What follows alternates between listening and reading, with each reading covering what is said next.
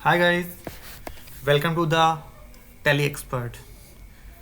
Friends, last video में हमने credit purchase credit sales के बारे में पढ़ा था कि हम उधार में सेल्स परचेज कैसे करेंगे, उसकी जनरल एंट्रीज हम लोग कैसे करेंगे। थोड़ा मैंने सोचा कि क्यों ना आज आप लोगों के लिए कुछ इंटरेस्टिंग टॉपिक लेके आया जाए, तो मैंने आप लोगों के लिए एक नया टॉपिक बनाया है, 4 इम्पॉर्टेंट कैरेक्टरिस्टिक्स ऑफ अकाउंट।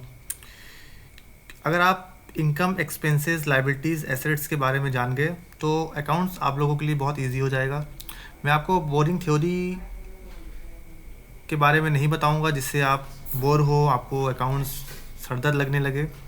मैं सिंपल तरीके से आप लोगों को ये इनकम, एक्सपेंसेस, लाइबिलिटीज़, एसेट्स के बारे में बताऊंगा जिससे आपको अकाउंट्स समझने में भी आसानी हो और आपको आसान तरीके से अकाउंट समझ में आ जाए और बोरिंग अकाउंट्स के रूल्स आपको फॉलो ना करने पड़े और इजी तरीके से आपको अकाउंट समझ में आए और इतनी अकाउंट समझ में आए जिससे आप किसी कंपनी में बहुत आसानी से काम कर सकें। बहुत आसानी से कोई भी काम जो भी कंपनी में होता है वो सारे काम आप बहुत ही आसान तरीके से कर सकें। तो चलिए बिना देरी किए इस वीडियो को स्टार्ट करते हैं। और वीडियो को स्टार्ट करने से पहले मेरी आपसे रिक्वेस्ट है कि अगर आप मेरे चैनल पर नए हैं तो आप मेरे चैनल को सब्सक्राइब कर लीजिए और बेल आइकन ज़रूर दबा दीजिएगा जिससे मेरे आगे आने वाली जो भी वीडियोस हैं उसका नोटिफिकेशन आपको सबसे पहले मिलता रहे। तो चलिए बिना देरी किए इस वीडियो को स्टार्ट करते हैं। तो आपकी स्क्रीन पर दिख रहा है, हम आज बात करेंगे 4 कैरेक्टरिस्टिक्स ऑफ अकाउंट्स की, जिसमें इनकम, एक्सपेंसेस, लाइबिलिटीज़ और एसेट्स, ये 4 चीज़ें आती हैं। अगर ये 4 चीज़ों के बारे में आपको समझ में आ गया, ये क्या होती हैं, ये कैसे समझेंगे हम इसको, तो ये सारी चीज़ें अगर आपको एक बार समझ में आ गई तो आपके लिए अकाउंट्स बहुत इजी हो जाएगा। मैं आपको लेंदी थ्योरी के बारे में नहीं बताऊंगा कि जिससे आपको सर दर्द हो कि ये अकाउंट्स पढ़ना पड़ेगा।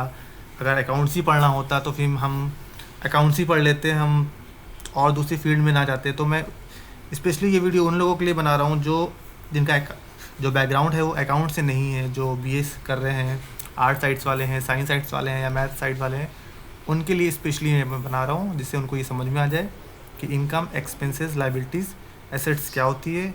और जो भी मेरे व्यूवर्स, स्टूडेंट्स, फ्रेंड्स जो बैकग्राउंड जिनका अकाउंट्स है, जिनको अकाउंट्स आती है, तो उनके लिए तो बहुत इजी है, उनको पता होगा कि इनकम, एक्सपेंसेस, लाइबिलिटीज़ और एसेट्स क्या होती हैं। चलिए हम अपना पहला टॉपिक लेते हैं, इनकम।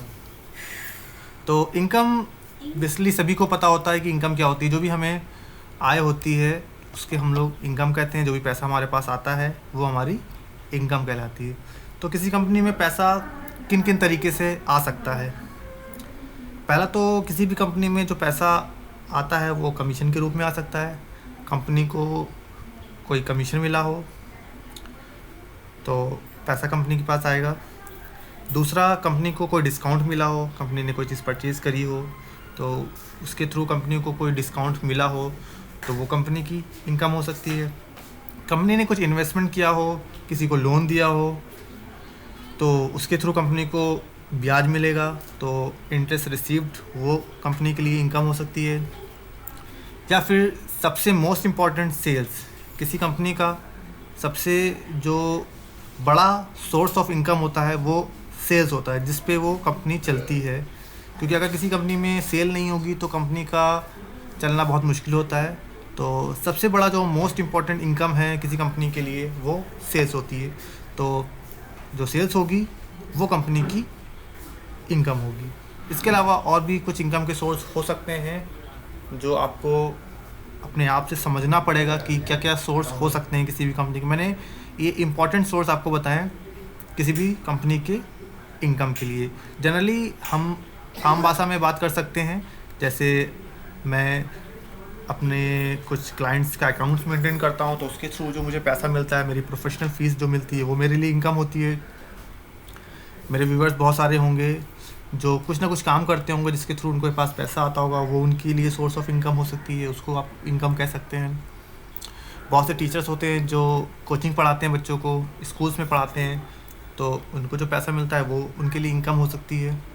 तो इस तरीके से जो भी पैसा किसी भी पार्टी, पर्सन या किसी के पास आता है उसे हम इनकम कहते हैं, जो हम कमाते हैं। तो ये हो गया हमारा आज का टॉपिक इनकम। उम्मीद है आपको इनकम के बारे में समझ में आ गया होगा। तो चलिए आगे बढ़ते हैं। नेक्स्ट है हमारा एक्सपेंसेस, खर्चे। एक्सपेंसेस का मतलब खर्चे होते हैं, और हर कंपनी में कुछ ना कुछ खर्चे ज़रूर होते हैं, क्योंकि कंपनी बिना खर्चों के चल नहीं सकती। अगर खर्चे नहीं होंगे तो कंपनी में काम कैसे होगा, बिना खर्चों के काम हो नहीं सकता। फॉर एग्ज़ाम्पल, अगर कंपनी में एम्प्लॉय नहीं होंगे तो कंपनी काम कैसे करेगी। तो अगर एम्प्लॉय होंगे तो एम्प्लॉय को सैलरी भी देनी पड़ेगी। तो सैलरी क्या है, हमारे लिए खर्चा है, यानी कंपनी के लिए सैलरी एक खर्चा है। दूसरा, अगर कंपनी कोई चीज़ बना रही है तो उसको बनाने के लिए उसको लेबर, वेजेस की भी ज़रूरत पड़ती है, मज़दूरों की ज़रूरत पड़ती है। तो वहाँ पर उसके लिए जो खर्चा होगा वो लेबर और वेजेस यानी मज़दूरों का खर्चा होगा। जो मज़दूरी देंगे, वो लेबर चार्ज देंगे, वो उनके लिए एक्सपेंस होगा। अगर कंपनी कोई ऐसी कंपनी है जो कंपनी कमीशन दे रही है किसी को कोई काम करवाने के लिए, यानी कंपनी अपना कुछ काम करवाने के लिए कमीशन दे रही है, तो वो उसके लिए खर्चा है। फॉर एग्ज़ाम्पल, जैसे कुछ कंपनीज ऐसी होती हैं जो कमीशन पे काम करती हैं, जैसे वो कुछ सेल्समैन रख लेती हैं। उन सेल्समैन को एक टारगेट दे देती हैं कि अगर आपने हमारा इतना प्रोडक्ट सेल किया तो हम आपको इतना % कमीशन देंगे। तो वो कमीशन जो होता है, जो सेल्स एजेंट को मिलता है, वो उनके लिए खर्चा है। कंपनी के लिए वो एक खर्चा है। जैसे कंपनी एक फ़िक्स सैलरी देती है अपने एम्प्लॉय को, तो वो उसके लिए खर्चा है। उस तरीके से एक फ़िक्स कमीशन जो मिलता है एक सेल्समैन को, एक एजेंट को, वो उसके लिए एक खर्चा होता है। उसके बाद कंपनी को अगर कोई डिस्काउंट मिला है, कंपनी ने कोई चीज़ परचेज़ करी है, उस पर कंपनी को कोई डिस्काउंट पेड करना पड़ा, अगर कंपनी ने कोई चीज़ सेल करी है तो वहाँ पे अगर कंपनी को कुछ डिस्काउंट देना पड़ रहा है अपने कस्टमर्स को, तो वो उसके लिए खर्चा होगा। क्योंकि सपोज़ कंपनी ने एक टारगेट फिक्स किया है कि एक पर्टिकुलर आइटम है जिसकी कीमत 10,000 रुपये है, तो 10,000 रुपये में वो बेच रही है। लेकिन अगर उसके प्रोडक्ट सेल नहीं हो रहे हैं तो वो उसने क्या किया, उसने एक डिस्काउंट ऑफ़र चला दिया कि अगर आप हमारे यहाँ से इस चीज़ को परचेज़ करते हैं तो हम आपको 500 रुपये डिस्काउंट देंगे। तो 500 रुपये जो चीज़ एक टाइम पे 10,000 की बिक रही थी, आज वो 9,500 रुपये की बिक रही। तो 500 रुपये कहीं ना कहीं कंपनी के लिए खर्चा है, वो खर्चा करना पड़ा, यानी 500 रुपये खर्च करके उस आइटम को बेच रही कंपनी। तो डिस्काउंट क्या है, एक तरीके से खर्चा हो गया। तो आपको उम्मीद है डिस्काउंट पेड समझ में आ गया होगा। उसके बाद इलेक्ट्रिसिटी बिल हो गया। जो कंपनी अगर चला रही है तो उसके पास इलेक्ट्रिसिटी होगी, इलेक्ट्रिसिटी यूज़ करती होगी कंपनी, तो इलेक्ट्रिसिटी का जो बिल आता है, लाइट का जो बिल आता है, वो आपका इलेक्ट्रिसिटी बिल के अंडर में आता है, वो खर्चा हो गया आपका। उसके बाद कंपनी कुछ ना कुछ कोरियर चार्जेस भी खर्चा करती होगी, कुछ कोरियर करती होगी, तो कोरियर चार्जेस खर्चे में आ जाता है। नेक्स्ट है स्टेशनरी, पेन, पेंसिल, बुक्स, और आपका बहुत सारे खर्चे आते हैं स्टेशनरी में। आप लोगों को पता होंगे स्टेशनरी क्या क्या चीज़ें आती हैं। स्टेशनरी, स्टेपलर हो गया, पेन हो गया, रबर हो गया, पेंसिल हो गई, पेन हो गया, रजिस्टर्स हो गए, चार्ट्स वगैरह हो गए। तो ये सब स्टेशनरी एक्सपेंसेस के अंडर में आता है। ये एक तरीके से कंपनी के लिए खर्चा होता है। उसके बाद आता है कैरेज। कैरेज मतलब भाड़ा। कंपनी सामान लाने ले जाने के लिए कुछ भाड़ा खर्चा करती है, तो वो कैरेज होता है, वो भी कंपनी के लिए खर्चा है। उसके बाद फ्यूल चार्जेस, जैसे पेट्रोल हो गया, डीजल हो गया, एलपीजी गैस हो गई, ये सब फ्यूल चार्जेस के अंडर में आता है, ये भी कंपनी के लिए खर्चा होता है। रिपेयरिंग चार्जेस, जैसे कंपनी ने कोई रिपेयरिंग चार्जेस दिया, जैसे कार की रिपेयरिंग के लिए कोई चार्जेस खर्चा किया, कुछ बाइक के लिए किया, कुछ मशीनरी में कुछ प्रॉब्लम आ गई तो उसको ठीक कराने के लिए कुछ चार्जेस उसने दिए, कुछ पैसा खर्चा किया, तो वो रिपेयरिंग चार्जेस में आता है। उसके बाद पेटी एक्सपेंसेस आते हैं, जो फुटकर खर्चे होते हैं कंपनी में, छोटे मोटे जो 2, 4, 5, 10 रुपये के जो खर्चे होते हैं, वो आपके पेटी एक्सपेंसेस में आते हैं। उसके बाद ऑफिस एक्सपेंसेस, जैसे कुछ खर्चे ऑफिस में होते हैं, जैसे हो गया आपका इंटरनेट हो गया, इंटरनेट के खर्चे हो गए, टेलीफोन के खर्चे हो गए, आपका मोबाइल रिचार्ज हो गया, आप लोगों के और भी फुटकर खर्चे हो गए, जैसे चाय पानी का खर्चा हो गया, कुछ ब्रेकफास्ट, समोसा, जैसे जनरली ऑफिस में खर्चा होता है, आता रहता है डेली जो आता है, तो वो आपके ऑफिस एक्सपेंसेस के खर्चे हो गए। तो कुल मिला के ये जनरल खर्चे हैं जो किसी कंपनी में ज़रूर से ज़रूर होते हैं। ये खर्चे तो होते ही हैं, और उसके अलावा कुछ नए खर्चे होंगे तो आपको समझ में आ जाएगा, क्योंकि एक्सपेंस क्या है, हमारे पास से पैसा जा रहा है तो वो हमारा खर्चा कहलाता है। तो उम्मीद है आपको एक्सपेंसेस के बारे में समझ में आ गया होगा, और आगे बढ़ते हैं। नेक्स्ट है लायबिलिटीज़। लायबिलिटीज़ मतलब दायित्व। दायित्व बोले तो आपकी जनरल लैंग्वेज में बात करी जाए तो एक तरीके से हमारे पास एक लायबिलिटीज़ होती है, एक दायित्व होता है, एक तरीके से इसको हम उधार कह सकते हैं, कर्जा कह सकते हैं कि हमारे ऊपर उधार है, यानी हमें अभी देना बाकी है। यानी हमने कोई चीज़ ली थी, कोई सर्विस ली थी, कोई गुड्स लिया था, कुछ ना कुछ हमने लिया था और उसका पेमेंट हमने अभी तक नहीं किया है। तो अगर पेमेंट नहीं किया है तो हमें उसका पेमेंट करना बाकी है, यानी किसी चीज़ का अगर पेमेंट करना अभी बाकी है तो वो चीज़ हमारे लिए लायबिलिटीज़ कहलाती है। अकाउंट की भाषा में हम उसे लायबिलिटी कहते हैं।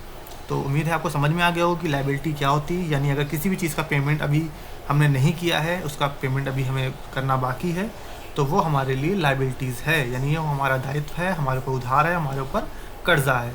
तो उसमें क्या क्या चीज़ें आ सकती हैं। तो लायबिलिटीज़ में लोन्स हो गया, अगर हमने बैंक से लोन लिया हुआ है या किसी अपने फ्रेंड से लोन लिया हुआ है, किसी रिलेटिव से लोन लिया हुआ है, तो वो लोन क्या है, हमारे ऊपर उधार है, कर्जा है, जो कि हमें आगे चल के चुकाना पड़ेगा, देना पड़ेगा।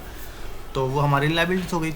उसके बाद ओवरड्राफ्ट हो गया। ओवरड्राफ्ट एक तरीके से बैंक के द्वारा मिलता है, जो किसी कंपनी को उसके बिज़नेस को रन करने के लिए एक उधार, एक लिमिट दे दी जाती है बैंक के द्वारा कि हम आपको 10 लाख रुपए की लिमिट दे रहे हैं, 10 लाख रुपए तक आप अपने इस अकाउंट से निकाल सकते हैं। और जितना पैसा निकाला जाता है उतने पैसे पे बैंक ब्याज लेता है उस कंपनी से। तो वो एक तरीके से ओवरड्राफ्ट होता है। उसके बाद क्रेडिटर्स आते हैं हमारे। क्रेडिटर्स जिनसे हम लोग माल ख़रीदते हैं, यानी कंपनी जिससे माल ख़रीदती है, वो क्रेडिटर्स होते हैं। और ज़्यादातर बिज़नेस में जो माल का जो लेन देन होता है वो उधार में ही होता है। जो भी कंपनियां होती हैं ज़्यादातर उधार में माल ख़रीदती हैं। नकद बहुत कम ही माल जो है वो ख़रीदा जाता है किसी भी बिज़नेस में। इसी तरीके से बिज़नेस चलता है। तो क्रेडिटर्स जो होते हैं वो हम जिनसे उधार में माल ख़रीदते हैं वो हमारे क्रेडिटर्स होते हैं। यानी उधार में अगर हमने उनसे माल ख़रीदा है तो 2-4 दिन, 10 दिन, 15 दिन, महीने भर, 2 महीने बाद हमें उन्हें पैसा देना पड़ेगा, यानी उनका पेमेंट हमें करना पड़ेगा। यानी ये पैसा भी हमारे ऊपर बाकी है, हमने अभी उसका पेमेंट नहीं किया, आगे चल के हम उनका पेमेंट करेंगे, तो वो हमारी लायबिलिटीज़ हैं हमारे ऊपर कि अभी हमें उनको पैसा देना है। नेक्स्ट आता है टैक्सेस। टैक्स मतलब जो भी कर जो होता है, जो हमें टैक्सेस देना है, यानी हम अपना बिज़नेस चला रहे हैं तो हमें कुछ बिज़नेस के लिए सरकार को, गवर्नमेंट को कुछ टैक्स पे करने पड़ते हैं। एग्जांपल के लिए जीएसटी अभी चल रहा है, टीडीएस हो गया, इनकम टैक्स हो गया। तो ये कुछ एग्जांपल्स हैं टैक्सेस के, जो टैक्स हमें पे करना पड़ता है। अगर हमने अभी टैक्स नहीं पे किया है तो वो टैक्स हमारे लिए लायबिलिटीज़ है, यानी उधार है, कर्जा है, जो कि हमें सरकार को आगे चलकर देना पड़ेगा। तो वो टैक्स हमारे लिए लायबिलिटीज़ है, एक तरीके से दायित्व है, उधार है, कर्जा है। नेक्स्ट है एडवांस फ्रॉम डेप्टर्स। डेप्टर्स क्या होते हैं? जिनको हम माल बेचते हैं वो हमारे डेप्टर्स होते हैं। लेकिन कभी कभी ऐसा होता है कि कंपनी अपने डेप्टर्स से कुछ पैसा एडवांस ले लेती है कि भाई हमें आप इतना पैसा दे दो पहले, तब हम आपका माल बनाएंगे और फिर हम आपको ये माल बनाकर देंगे। तो डेप्टर्स क्या होते हैं? कुछ डेप्टर्स आपको एडवांस दे देते हैं, कुछ अच्छे डेप्टर्स होते हैं, कुछ अच्छे व्यापारी होते हैं जो बहुत अच्छे तरीके से काम करते हैं और प्रॉपर तरीके से काम करते हैं। तो वो आपको आपकी गुडविल पे आपको कुछ पैसा दे देते हैं। तो जो पैसा हमने एडवांस लिया है डेप्टर से, वो हमारे पर क्या है, एक तरीके से लायबिलिटी है, क्योंकि हमें उस पैसे का माल बनाकर डेप्टर्स को देना है। यानी अभी हमने दिया नहीं है, हमें देना है। तो मान लेते हैं अगर बीच में कुछ ऐसी प्रॉब्लम आती है जिसकी वजह से हम उनको माल नहीं दे पाते हैं, तो अगर माल नहीं देंगे तो पैसा उनका वापस करना पड़ेगा। तो दो में से कोई एक चीज़ तो हमें उन्हें देनी है, या तो पैसा देना है या तो उस अमाउंट का हमें उन्हें माल बना के देना है जितना पैसा हमने उनसे लिया है। तो ये भी आपके लिए एक तरीके से लायबिलिटी है, यानी आपके ऊपर दायित्व है, उधार, कर्जा आपने लिया है जो कि आपको आगे चलकर चुकाना पड़ेगा। इस तरीके से बहुत सारी लायबिलिटीज़ हो सकती हैं। मैंने बहुत मेजर जो लायबिलिटीज़ हैं, खासकर जो एक बिज़नेस में यूज़ होती हैं, उनका यूज़ किया है। तो आइए आगे बढ़ते हैं। नेक्स्ट आता है हमारा एसेट्स। एसेट्स मतलब संपत्ति। किसी भी कंपनी के पास अगर लायबिलिटीज़ हैं तो कुछ संपत्ति भी होंगी उनके पास। तो बिज़नेस को शुरू करने के लिए भी कुछ संपत्ति की ज़रूरत पड़ती है। तो संपत्तियों में सबसे पहले हमारे डेप्टर्स आते हैं, जो मेन संपत्ति होती है। डेप्टर्स मतलब जिनको हम लोग उधार में माल बेचते हैं, यानी हमने उनको माल तो दे दिया। मान लेते हैं हमने किसी को 1 करोड़ रुपए का माल बेचा है, किसी डेप्टर्स को, किसी कंपनी को, तो उससे हमें 1 करोड़ रुपए मिलना बाकी है। यानी 1 करोड़ रुपए हमारी क्या है, एसेट्स है। वो 1 करोड़ रुपए हमें देगा, चाहे वो 1 करोड़ रुपए हमें बैंक में दे या कैश में दे। जो भी वो पैसा हमारे पास आएगा वो 1 करोड़ रुपए हमारा एसेट्स है। तो हो सकता है कि वो हमें पैसा ना दे पाए 1 करोड़ रुपए, तो उसके एवज में हमने जो उसको माल बेचा है वो माल हम उससे वापस ले लेंगे, तो वो स्टॉक हमारे पास आ जाएगा। तो स्टॉक भी हमारे लिए एक तरीके से एसेट्स है, हमारी संपत्ति है जिस पे हमने पैसा लगा के उसको बनाया है। वो नहीं खरीदेगा, किसी और को हम इसको बेचेंगे। तो डेप्टर्स भी एक तरीके से हमारे लिए एसेट्स होती है, जो हम माल किसी को बेचते हैं उधार में और उससे पैसा मिलना बाकी। यानी जैसे हम लाइबिलिटीज़ में हमने पढ़ा था कि हम पैसा देना है हमें किसी को, तो यहाँ पे हमें पैसा मिलेगा। नेक्स्ट है बैंक। बैंक में अगर आपने कुछ पैसा जमा है आपके बैंक में, कहीं से आपको इनकम हुई थी, आपने कुछ सेल किया है, कोई चीज़ बेची है, किसी भी थ्रू आपके पास पैसा आया है, या आपने अपना खुद का पैसा बैंक में जमा किया बिज़नेस शुरू करने के लिए, तो जो बैंक बैलेंस है आपका, जो बैंक में पैसा आपका पड़ा हुआ है, वो पैसा आपका क्या है, एक तरीके से एसेट्स है, आपकी संपत्ति है। तो उम्मीद है आपको बैंक समझ में आ गया होगा। उसके बाद कैश यानी नगद। नगद में आपके पास जो भी पैसा रखा हुआ है, जो बिज़नेस में आप यूज़ कर रहे हैं, जो बिज़नेस आपने डाला है, जो बिज़नेस में प्रेजेंट टाइम में आपके पास रखा हुआ है जो नगद, वो भी आपके लिए एसेट्स है, संपत्ति है। उसके बाद कुछ मशीनरी जो है वो यूज़ होती हैं, यानी अगर आप किसी भी चीज़ का बिज़नेस कर रहे हैं, तो अगर आप मैन्युफैक्चरिंग कंपनी है तो कुछ मशीनरी आपने लगाई होगी, कुछ चीज़ों की ज़रूरत पड़ती है स्टार्टिंग में किसी चीज़ को बनाने के लिए, किसी प्रोडक्ट को प्रोड्यूस करने के लिए, उसका उत्पादन करने के लिए। तो मशीनरी एक तरीके से आपकी संपत्ति होती है, वो आपकी प्रॉपर्टी है, जिसको बेच के आप कुछ ना कुछ पैसा ला सकते हैं अपने बिज़नेस में। नेक्स्ट है एडवांस टैक्स। कभी कभी ऐसा होता है कि हम कुछ ज़्यादा टैक्स जमा कर देते हैं। जैसे ज़्यादातर ये TDS में होता है कि जब हम TDS का पेमेंट करते हैं तो हमारे पास से पैसा TDS का पहले ही जमा हो जाता है। जब हम उसका इनकम टैक्स भरते हैं तो हम उसको वहाँ पर उसका डिडक्शन लेते हैं, यानी हम उसका रिफ़ंड पैसा हमारे पास वापस आता है। अगर हमारा TDS ज़्यादा कट गया है, ज़्यादा TDS जमा हो चुका है, तो वो पैसा हमारे पास इनकम टैक्स में हम उसको वापस जो है उसको रिटर्न कर सकते हैं। तो वो हमारे लिए एडवांस टैक्स होता है। जो वो पैसा हमारे पास वापस आएगा वो भी हमारे लिए एक तरीके से एसेट्स है, संपत्ति है। उसके बाद आता है इन्वेस्टमेंट। हमने कोई पैसा इन्वेस्ट किया है, किसी को लोन दिया है, कोई LIC ली हुई है, या किसी भी चीज़ में म्यूचुअल फंड्स वगैरह है जैसे आजकल चल रहे हैं, तो कहीं पे भी हमने पैसा इन्वेस्ट किया है, उसके थ्रू हमारे पास जो पैसा आ रहा है या आएगा फ्यूचर में, वो हमारे लिए एक तरीके से संपत्ति है। इन्वेस्टमेंट जो हमने किया है वो हमारे लिए संपत्ति है, एसेट्स है। नेक्स्ट है फर्नीचर। हमारे पास ऑफिस में, हमारी कंपनी में कुछ फर्नीचर भी होता है जो हम खरीद के अपने पास रखते हैं, तो वो फर्नीचर जो है वो भी हमारे लिए एसेट्स है। बिल्डिंग यानी जिस बिल्डिंग में हम काम कर रहे हैं, हमारा ऑफिस है, हमारी कंपनी चल रही है, वो बिल्डिंग अगर हमारी खुद की है, ज़्यादातर केसेस में बिल्डिंग ऑनर्स की खुद की बिल्डिंग होती है। अगर रेंट पे है तो वो आपके लिए एसेट्स नहीं है। अगर आपकी बिल्डिंग खुद की है तो वो बिल्डिंग आपके लिए एसेट्स है। उसके बाद एडवांस टू क्रेडिटर्स।